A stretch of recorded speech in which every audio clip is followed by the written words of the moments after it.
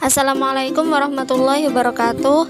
Kami dari kelompok 4 yang beranggotakan Muhammad Fajar Dwi Mahardika dengan NIM 212101080006, Ratih Kurnianingsih dengan NIM 212101080012, Vina Rofahiyatul Makluna dengan NIM 212101080018, Jidah Hilwana dengan NIM 212101080019, Nur Hidayatul Kamilah dengan NIM 212101080028, dan Emi Putri Yuliani dengan NIM 212101080038. Pada video kali ini kita akan membahas model-model pengembangan media pembelajaran.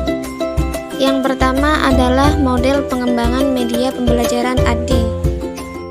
Model ADI adalah salah satu model desain sistem pembelajaran yang memperlihatkan tahapan-tahapan dasar sistem pembelajaran yang sederhana dan mudah dipelajari.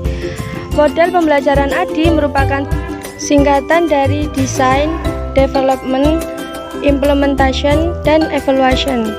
Model pembelajaran ADI bersifat student-centered, inovatif, dan inspiratif. Selain itu, model pembelajaran ADI merupakan penjabaran dari model pembelajaran berorientasi sistem yang merupakan akar dari teori belajar behavioristik. Teori belajar ini menjelaskan tentang peranan faktor eksternal dan dampaknya terhadap perubahan perilaku seseorang. Pengertian model pembelajaran ADI menurut para ahli.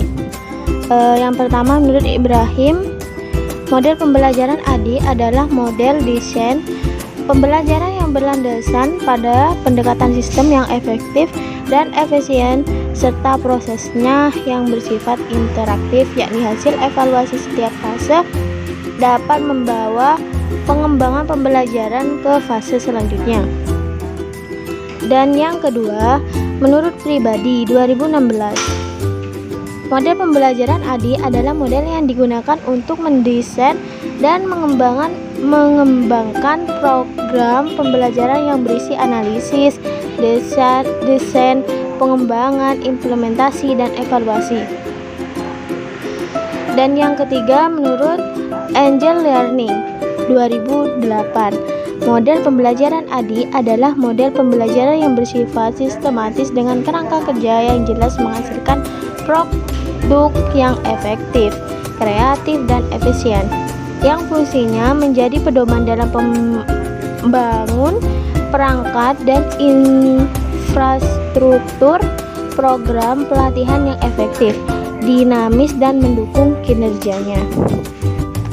Model ADI pada dasarnya dirancang untuk memastikan yang pertama, peserta didik akan mencapai tujuan tentu saja, dan yang kedua, memungkinkan untuk evaluasi kebutuhan pembelajaran, dan yang ketiga, desain dan pengembangan materi pelatihan, dan yang terakhir, evaluasi efektivitas pelatihan.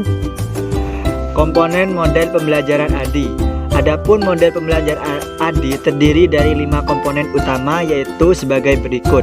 Yang pertama yaitu analisis, yang kedua yaitu desain, yang ketiga development, keempat implementation, yang terakhir yaitu evaluasi.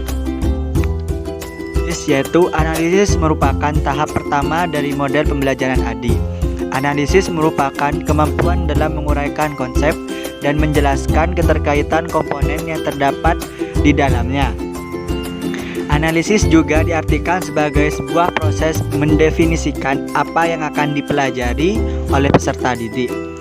Sebelum menentukan apa yang harus dipelajari, kita perlu melakukan beberapa kegiatan, yaitu diantaranya adalah melakukan need assessment atau analisis kebutuhan, kemudian mengidentifikasi masalah kebutuhan, dan melakukan analisis tugas.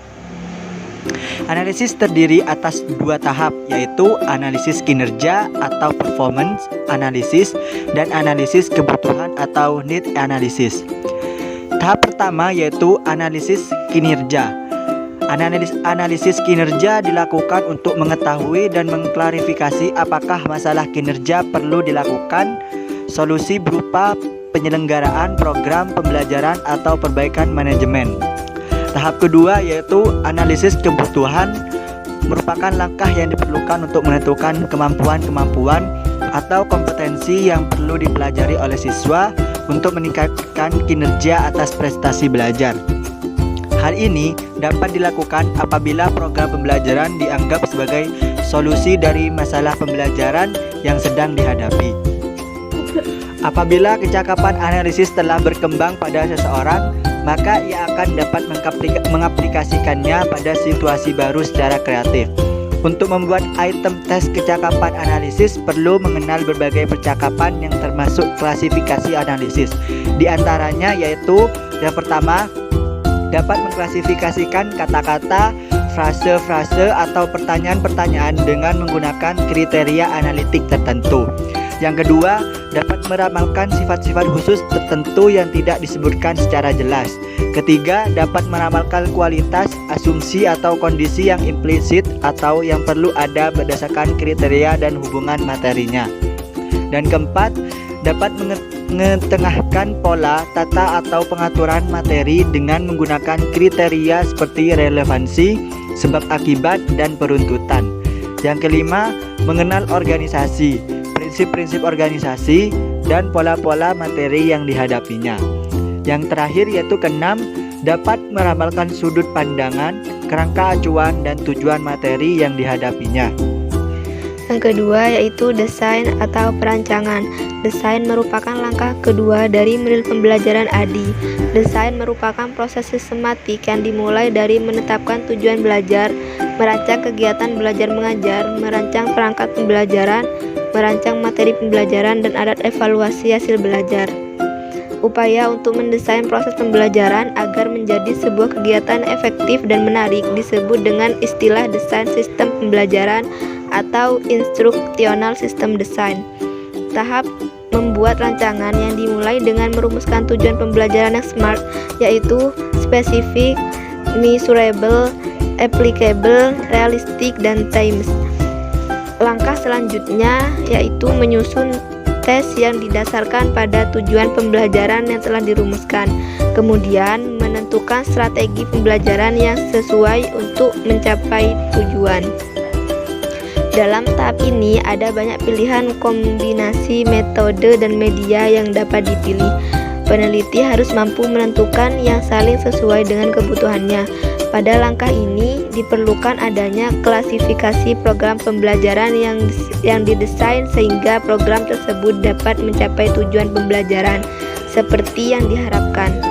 Pada langkah desain, pusat perhatian perlu difokuskan pada upaya untuk menyelidiki masalah pembelajaran yang sedang dihadapi.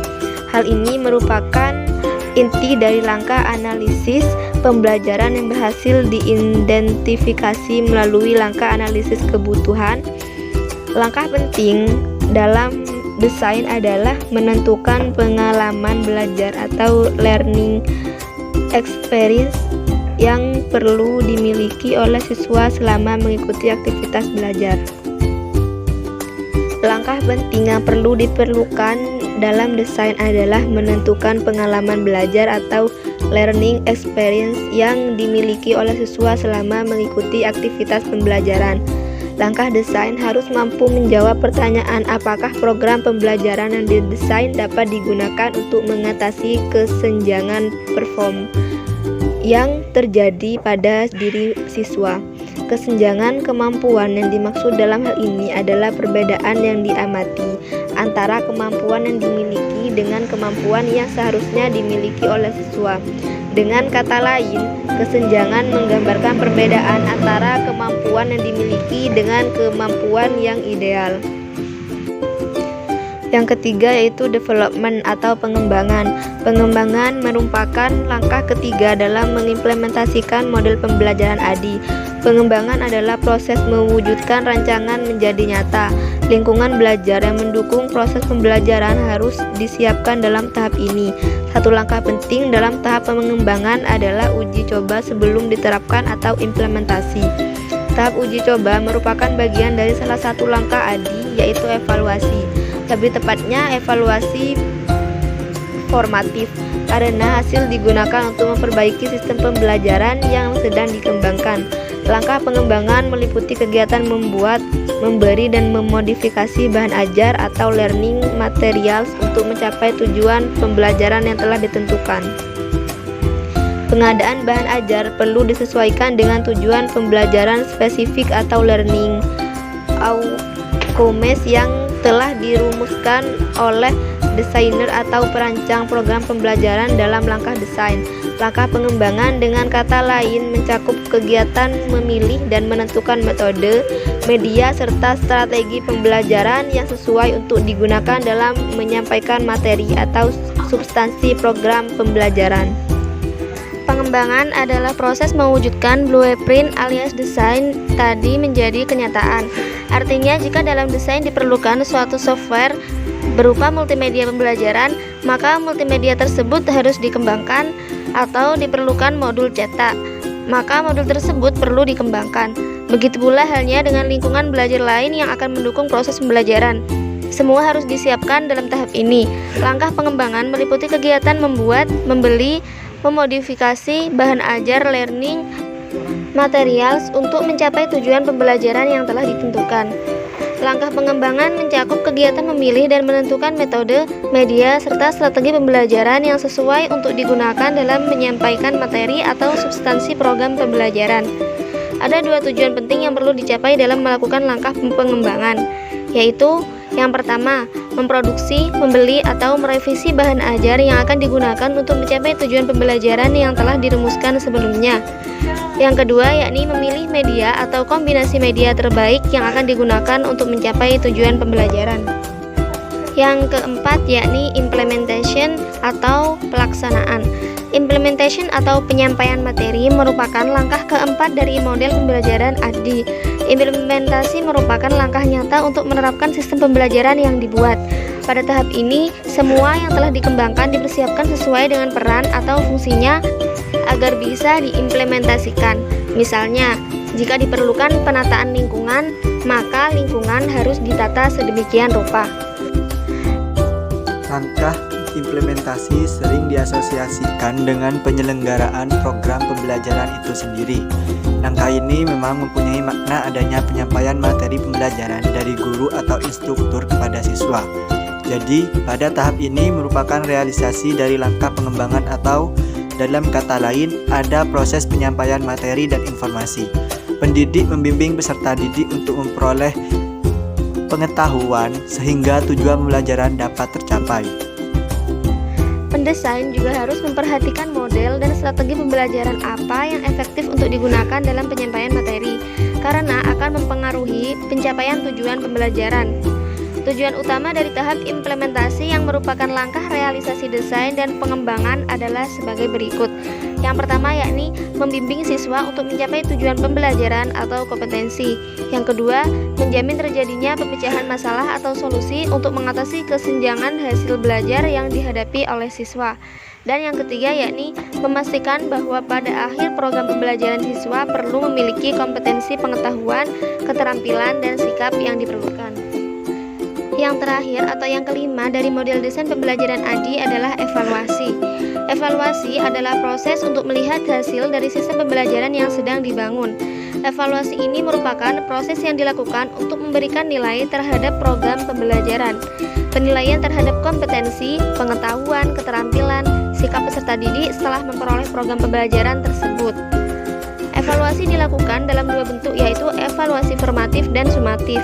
Evaluasi formatif dilaksanakan pada setiap akhir tatap muka atau mingguan. Sedangkan evaluasi sumatif dilakukan setelah kegiatan berakhir secara keseluruhan atau semester. Evaluasi sumatif mengukur kompetensi akhir dari mata pelajaran atau tujuan pembelajaran yang ingin dicapai. Hasil evaluasi digunakan untuk memberi umpan balik kepada pihak pengguna media pembelajaran. Revisi dibuat sesuai dengan hasil evaluasi atau kebutuhan yang belum dapat dipenuhi oleh media pembelajaran baru tersebut.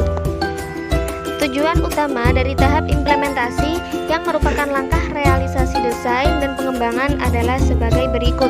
Yang pertama, dapat membimbing siswa untuk mencapai tujuan pembelajaran atau kompetensi. Yang kedua, menjamin terjadinya pemecahan masalah atau solusi untuk mengatasi kesenjangan hasil belajar yang dihadapi oleh siswa. Dan yang terakhir yakni bahwa pada akhir program pembelajaran siswa perlu memiliki kompetensi pengetahuan, keterampilan, dan sikap yang diperlukan. Evaluasi merupakan proses untuk melihat apakah sistem pembelajaran yang sedang dibangun berhasil sesuai dengan harapan awal atau tidak. Evaluasi yang terjadi pada setiap 4 tahap di atas yaitu dinamakan evaluasi formatif karena tujuannya untuk kebutuhan revisi. Misalnya, pada tahap rancangan mungkin kita memerlukan salah satu bentuk evaluasi formatif, misalnya review ahli untuk memberikan input terhadap rancangan yang sedang kita buat. Pada tahap pengembangan, mungkin perlu uji coba dari produk yang kita kembangkan atau mungkin perlu evaluasi kelompok kecil. Evaluasi terhadap program pembelajaran bertujuan untuk mengetahui beberapa hal antara lain yakni yang pertama, sikap siswa terhadap kegiatan pembelajaran secara keseluruhan. Yang kedua, peningkatan kompetensi dalam diri siswa yang merupakan dampak dari keikutsertaan dalam program pembelajaran. Dan yang terakhir yakni keuntungan yang dirasakan oleh sekolah akibat adanya peningkatan kompetensi siswa setelah mengikuti program pembelajaran. Kelebihan dan kekurangan model pembelajaran ADI. Setiap model pembelajaran biasanya memiliki kelebihan dan kekurangan masing-masing. Begitu juga dengan model pembelajaran ADI. Kelebihan dan kekurangan model pembelajaran ADI adalah sebagai berikut. A. Kelebihan. Model pembelajaran ADI terdiri dari 5 komponen yang saling berkaitan dan terstruktur secara sistematis, yang artinya dari tahapan yang pertama sampai tahapan yang kelima dalam pengaplikasiannya harus secara sistematik. Tidak bisa diurutkan secara acak atau kita bisa memilih mana yang menurut kita ingin didahulukan. Karena kelima tahap atau langkah ini sudah sangat sederhana jika dibandingkan dengan model desain yang lainnya. Selain itu, kelebihan model pembelajaran ADI yaitu memperhatikan perkembangan ranah kognitif, efektif, dan psikomotor siswa. Bersifat konsisten dan reliable, artinya tidak dapat berubah-ubah dan dapat dipercaya. Saling ketergantungan satu sama lain, sehingga tidak ada unsur-unsur yang terpisah dari sistem serta sederhana dan terstruktur dengan sistematis, sehingga model desain ini akan mudah dipelajari oleh para pendidik. Dalam tahap analisis, pendesain atau pendidik diharapkan mampu menganalisis 2 komponen dari siswa terlebih dahulu dengan membagi analisis menjadi 2, yaitu analisis kinerja dan analisis kebutuhan. 2 komponen analisis ini yang nantinya akan mempengaruhi lamanya proses menganalisis siswa sebelum tahap pembelajaran dilaksanakan. 2 komponen ini merupakan hal yang penting karena akan mempengaruhi tahap mendesain pembelajaran yang selanjutnya. Model pembelajaran ADI merupakan model yang memiliki 5 komponen yang saling berkaitan dan terstruktur secara sistematis, sehingga dalam pengaplikasiannya tidak boleh dilakukan secara acak, melainkan harus sistematis, yaitu mulai dari analisis, desain, development, implementasi, dan evaluasi. Dan juga model pembelajaran ini memperhatikan 3 ranah dalam penelitian, yaitu ranah kognitif, efektif, dan psikomotorik. Yang kedua yakni kita akan bahas model pengembangan media pembelajaran 4D. Pengembangan perangkat pembelajaran adalah suatu proses untuk menentukan atau menciptakan suatu kondisi tertentu yang menyebabkan siswa dapat berinteraksi sedemikian sehingga terjadi perubahan tingkah laku. Dalam pengembangan perangkat pembelajaran diperlukan model pengembangan yang sesuai dengan sistem pendidikan. Salah satu model yang sesuai untuk mengembangkan perangkat pembelajaran adalah model pembelajaran 4D. Model pengembangan perangkat 4D disarankan oleh Siva Sailam, Thiagarajan, Dorothy S. Semmel, dan Melvin E. Model ini terdiri dari 4 tahap pengembangan yaitu define, design, develop, dan disseminate atau diadaptasikan menjadi model 4D, yaitu pendefinisian, perancangan, pengembangan, dan penyebaran. tahap define atau pendefinisian. Tahap define adalah tahap untuk menetapkan deskripsi pembelajaran yang dianggap ideal. Tahap define ini mencakup 5 langkah pokok, yaitu analisis awal-akhir atau front-end analysis, analisis peserta didik, analisis tugas, analisis konsep, dan perumusan tujuan pembelajaran. Yang pertama yaitu analisis awal-akhir. Menurut Tyagarajan tahun 1974, analisis awal-akhir bertujuan untuk memunculkan dan menetapkan masalah dasar yang dihadapi dalam pembelajaran, sehingga diperlukan suatu pengembangan bahan ajar. Yang kedua yaitu analisis peserta didik. Menurut Tyagarajan tahun 1974, analisis peserta didik merupakan telaah tentang karakteristik peserta didik yang sesuai dengan desain pengembangan perangkat pembelajaran. Karakteristik itu meliputi latar belakang kemampuan akademik atau pengetahuan, perkembangan kognitif, serta keterampilan-keterampilan individu atau sosial yang berkaitan dengan topik pembelajaran, media, format, dan bahasa yang dipilih. Analisis konsep. Analisis konsep menurut Tyagarajan tahun 1974 dilakukan untuk mengidentifikasi konsep pokok yang akan diajarkan, menyusunnya dalam bentuk hierarki, dan merinci konsep-konsep individu ke dalam hal yang kritis dan yang tidak relevan. Analisis konsep sangat diperlukan guna mengidentifikasi pengetahuan-pengetahuan deklaratif atau prosedural pada materi matematika yang akan dikembangkan. Analisis konsep merupakan satu langkah penting untuk memenuhi prinsip kecukupan dalam membangun konsep atas materi-materi yang digunakan sebagai sarana pencapaian kompetisi dasar dan standar kompetensi. Yang keempat yaitu analisis tugas. Analisis tugas menurut Tyagarajan tahun 1974 bertujuan untuk mengidentifikasi keterampilan-keterampilan utama yang akan dikaji oleh peneliti dan menganalisisnya ke dalam himpunan keterampilan tambahan yang mungkin diperlukan. Analisis ini memastikan ulasan yang menyeluruh tentang tugas dalam materi pembelajaran. Yang kelima yaitu perumusan tujuan pembelajaran. Perumusan tujuan pembelajaran menurut Tyagarajan tahun 1974 berguna untuk merangkum hasil dari analisis konsep dan analisis tugas untuk menentukan perilaku objek penelitian. Yang kedua yakni desain atau perancangan. Tahap perancangan bertujuan untuk merancang perangkat pembelajaran. Ada 4 langkah yang harus dilakukan pada tahap ini, yakni sebagai berikut. Yang pertama, penyusunan tes acuan patokan. Menurut Tyagaran, penyusunan tes acuan patokan merupakan langkah yang menghubungkan antara tahap pendefinisian atau define dengan tahap perancangan atau design. Tes acuan patokan disusun berdasarkan spesifikasi tujuan pembelajaran dan analisis peserta didik. Kemudian selanjutnya disusun kisi-kisi tes hasil belajar.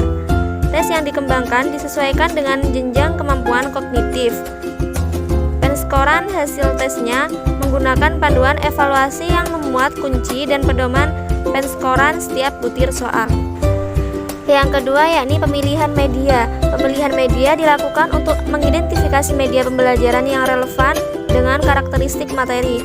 Lebih dari itu, media dipilih untuk menyesuaikan dengan analisis konsep dan analisis tugas. Karakteristik target pengguna serta rencana penyebaran dengan atribut yang bervariasi dari media yang berbeda-beda. Hal ini berguna untuk membantu peserta didik dalam pencapaian kompetensi dasar. Artinya, pemilihan media dilakukan untuk mengoptimalkan penggunaan bahan ajar dalam proses pengembangan bahan ajar pada pembelajaran di kelas. Yang ketiga yakni pemilihan format. Pemilihan format dalam pengembangan perangkat pembelajaran ini dimaksudkan untuk mendesain atau merancang isi pembelajaran, pemilihan strategi, pendekatan, metode pembelajaran, dan sumber belajar. Format yang dipilih adalah yang memenuhi kriteria menarik, memudahkan, dan membantu dalam pembelajaran matematika realistik. Yang terakhir yakni rancangan awal. Menurut Tyagaran, desain awal adalah penyajian dari instruksi penting melalui media yang tepat dan dalam urutan yang sesuai. Rancangan awal yang dimaksud adalah rancangan seluruh perangkat pembelajaran yang harus dikerjakan sebelum uji coba dilaksanakan. Hal ini juga meliputi berbagai aktivasi pembelajaran yang terstruktur seperti membaca teks, wawancara, dan praktek kemampuan pembelajaran yang berbeda melalui praktek mengajar. pengembangan. Tahap pengembangan merupakan tahap untuk menghasilkan produk pengembangan yang dilakukan melalui dua langkah. Yang pertama, penilaian ahli yang diliputi dengan revisi, dan yang kedua, uji coba pengembangan. Tujuan tahap pengembangan ini yaitu untuk menghasilkan bentuk akhir perangkat pembelajaran setelah melalui revisi berdasarkan masukan pada pakar ahli atau praktisi dan data hasil uji coba. Langkah-langkah yang harus dilakukan yaitu sebagai berikut. 1. Validasi ahli atau praktisi. Menurut Tyagarajan, penilaian ahli adalah teknik untuk mendapatkan saran untuk perbaikan materi. Penilaian para ahli atau praktisi terhadap perangkat pembelajaran mencakup format, bahasa, ilustrasi, dan isi. Berdasarkan masukan pada para ahli, materi pembelajaran direvisi untuk membuatnya lebih tepat, efektif, mudah digunakan, dan memiliki kualitas teknik yang tinggi. Dan yang kedua, uji coba pengembangan. Pada uji coba lapangan dilakukan untuk memperoleh masukan langsung berupa respon, reaksi, komentar peserta didik, dan para pengamat terhadap perangkat pembelajaran yang telah disusun. 4. Disseminate atau penyebaran.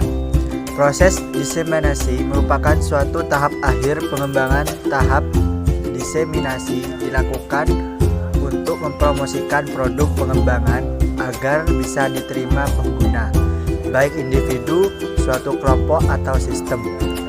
Produsen dan distributor harus selektif dan bekerja sama untuk mengemas materi dalam bentuk yang tepat.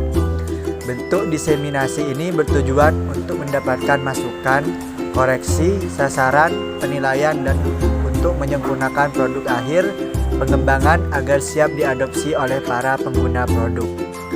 Ada beberapa langkah yang harus dilakukan dalam tahap ini, yaitu yang pertama, analisis pengguna. Analisis pengguna adalah langkah awal dalam tahapan diseminasi untuk mengetahui atau menentukan pengguna produk yang dikembangkan. Kedua, penentuan strategi dan tema penyebaran. Strategi penyebaran adalah rancangan untuk pencapaian penerimaan oleh calon pengguna produk pengembangan strategi penyebaran yang dapat digunakan. Berdasarkan asumsi pengguna diantaranya yaitu sebagai berikut. Yang pertama, strategi nilai. Kedua, strategi nasional. Ketiga, strategi didaktik. 4. Strategi psikologis. 5. Strategi ekonomi. Dan 6. Strategi kekuasaan. Yang ketiga, waktu. Menurut Tyagarajan, selain menentukan strategi dan tema, penelitian juga harus merencanakan waktu penyebaran. Penentuan waktu ini sangat penting, khususnya bagi pengguna produk dalam menentukan apakah produk akan digunakan atau tidak, atau menolaknya. Yang keempat, pemilihan media penyebaran. Menurut Tyagarajan, dalam penyebaran produk, beberapa jenis media dapat digunakan. Media tersebut dapat berbentuk jurnal pendidikan, majalah pendidikan, konferensi, pertemuan, dan perjanjian dalam berbagai jenis, serta melalui pengiriman lewat email.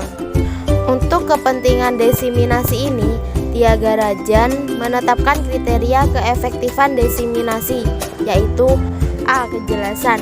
Informasi harus dinyatakan dengan jelas, tertentu dalam pikiran audiens. B. Validitas. Informasi harus menyajikan gambaran yang benar. C. Pervasiveness. Informasi harus mencapai semua audiens yang dituju. D. Dampak. Informasi harus membangkitkan respon keinginan dari penonton yang dimaksud. E. Ketepatan waktu. Informasi tersebut harus disosialisasikan pada waktu yang tepat. F. Kepraktisan. Informasi harus disajikan dalam bentuk yang paling cocok dengan lingkup proyek, mengingat keterbatasan sumber daya seperti jarak dan sumber-sumber tersedia. Selanjutnya yakni model pengembangan media pembelajaran 5D. Model pengembangan media pembelajaran 5D. Dalam model penelitian dan pengembangan sistem pembelajaran dapat memilih salah satu dari model untuk diterapkan. Model 5D merupakan singkatan dari Define, Data, Design, Development, dan Disseminate yang dikembangkan oleh Muljadi Pranata. Pranata 2019 menjabarkan bahwa di sini peneliti melakukan beberapa kegiatan. Yang pertama yaitu identifikasi masalah. Tahap ini digunakan untuk mengkaji masalah secara mendalam. Yang kedua, analisis kebutuhan. Dalam memecahkan masalah, proses analisis kebutuhan digunakan untuk mencari solusi. Yang ketiga yaitu analisis tugas. Analisis tugas bertujuan untuk memenuhi kebutuhan terhadap permasalahan guru supaya media pembelajaran bersifat interaktif dan dapat digunakan dalam proses mengajar-mengajar. Analisis tugas dilakukan dengan 3 tahap, yakni yang pertama merumuskan tujuan, 2 menetapkan ruang lingkup, dan 3 merumuskan spesifikasi yang diharapkan. Selanjutnya yakni data. Pranata 2009 menjelaskan bahwa pengembangan produk dilandasi oleh data teoritis dan data lapangan. Untuk mengembangkan produk dapat dilakukan dengan mengumpulkan data yang relevan sebanyak mungkin. Data yang digunakan harus sesuai dengan referensi buku atau teoritis dan sesuai kebutuhan dalam survei lapangan. Data lapangan dikumpulkan melalui kegiatan investigasi mengenai keberadaan produk di lapangan, karakteristik dan kebutuhan penggunanya, penggunaannya, kelebihan dan kekurangannya, dan sejenisnya. Setelah data terkumpul, selanjutnya yakni melakukan pertimbangan atau analisis sintesis data mengenai sumber daya manusia, peralatan yang dibutuhkan, karakter pengguna dan isi dari media, hingga elemen yang digunakan maupun tidak. Setelah tahap-tahap tersebut dilakukan, maka akan menghasilkan sebuah produk. Desain. Pada Pranata menjelaskan bahwa secara umum tahapan ini terfokus pada 2 kegiatan, yakni merancang produk, mengembangkan media pembelajaran yang sesuai dengan konsep yang ada, dan mengembangkan instrumen yang digunakan pada validasi dan uji coba. Pada proses perancang produk meliputi membangun kerangka kerja konseptual, kerangka isi produk, serta merancang sistem arsitektur jaringan, dan berakhir sampai menghasilkan sebuah prototipe atau benda setengah jadi. Dikatakan benda setengah jadi dikarenakan media tersebut masih belum divalidasi dan diuji coba. Instrumen validasi dan uji coba produk selanjutnya akan dirancang dan dikembangkan menurut prosedur standar pengembangan instrumen penilaian. Develop.